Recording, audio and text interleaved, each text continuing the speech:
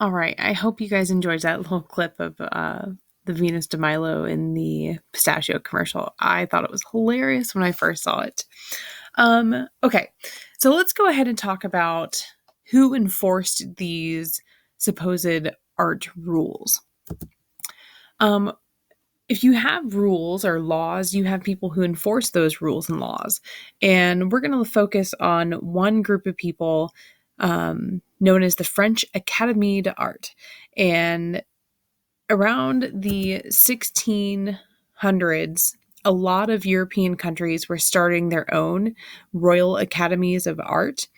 But the French Academy of Art was sort of known as the most important one in Europe. That's why there's a lot of really famous museums in Paris, because they were associated with the French Academy of Art. And this is sort of why Paris became known as the capital of the art world. And it's not like somebody just went there and threw a flag into the ground and be like, this is the capital of the art world. It actually was just kind of where the action was happening. Sort of how, like, with movies, Los Angeles is sort of like the capital of the movie world. And it's just because that's where all the action happens. So that was Paris during the 1600s to 1900s. And the French Academy of Art is where you had all of the really important artists and scholars and art historians and critics who sort of agreed upon what was good art and what wasn't. Just for your information and also for your notes, it's good to know that the modern capital of the art world is actually New York City. And that happened at the early part of the 1900s. Pay attention to when we get to the story about the urinal by Marcel Duchamp. Because when he moves to New York City, it sort of seems like the capital of the art world comes with him. All right, so back to Paris. In Paris, at the French Academy of Art from the 1600s to the 1900s, they had these annual exhibitions called salons. It's spelled just like the place where you get your hair did, but it is a different meaning for the same word, salon.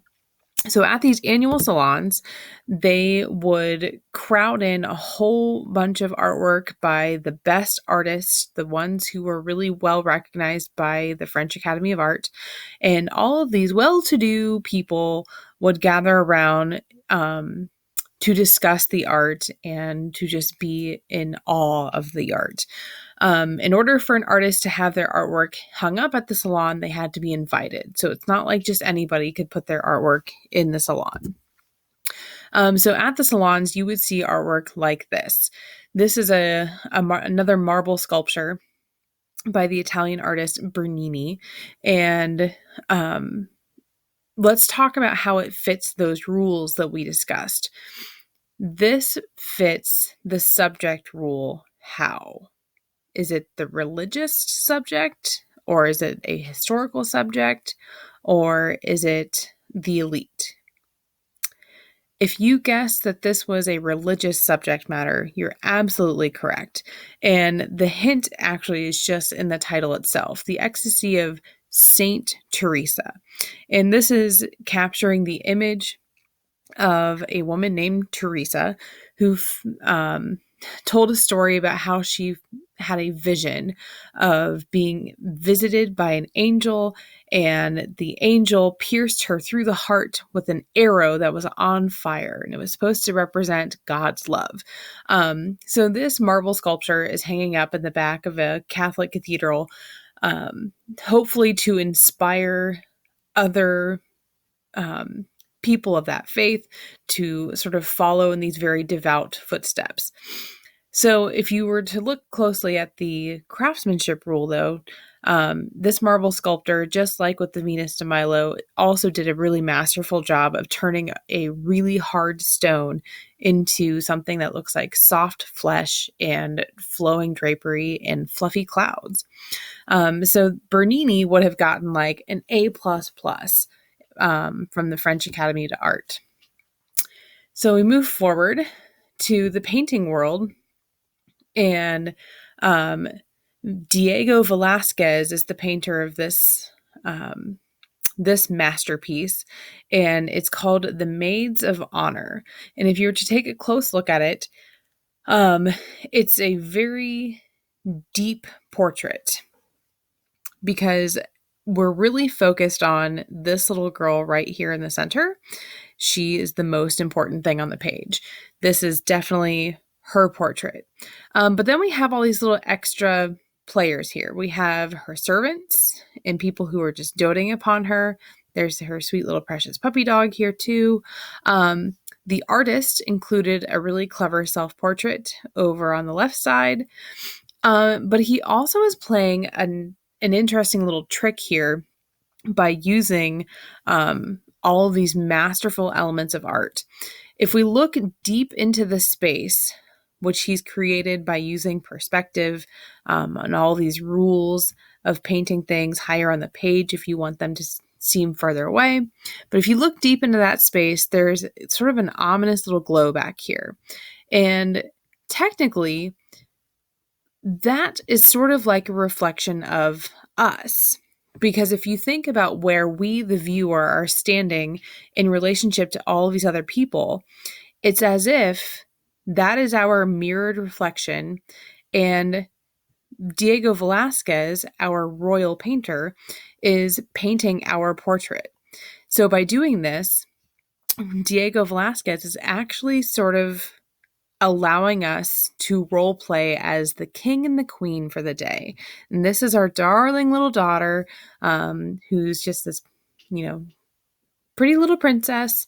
And we get to celebrate what it's like to have all of this attention and all of these goods through the role playing through art. So that's kind of an interesting little clever thing that Diego Velázquez has done here. So he's definitely a master when it comes to craftsmanship. Like I mentioned before, he uses the rules of perspective to create the illusion of space. Also, he uses shading techniques to allow us to see three-dimensional forms, like the shadows under the dresses here. And then the texture, like if you were to see this painting in real life, you would feel as if you could actually touch those dresses. So another A++ example of somebody whose artwork you would see at the salon. So if you have people who are great rule followers and you have rules, you are inevitably going to have people who want to push the boundaries and who want to break those rules.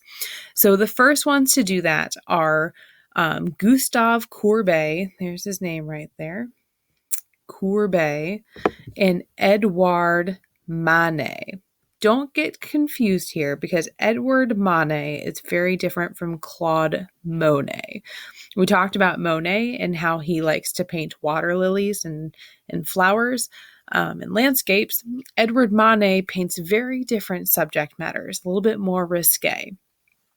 But both of these guys, Courbet and Manet, they dared to paint regular, real, everyday people. So they became known as the realists. And the word real, capital R real, and realist has to do with the fact that they are capturing real everyday people, not celebrities and the elite. So in the eyes of the Academy, this was ludicrous. Like, it was absolutely crazy, because artists' work was supposed to celebrate the elite. It was supposed to celebrate religious figures and people who were historically important.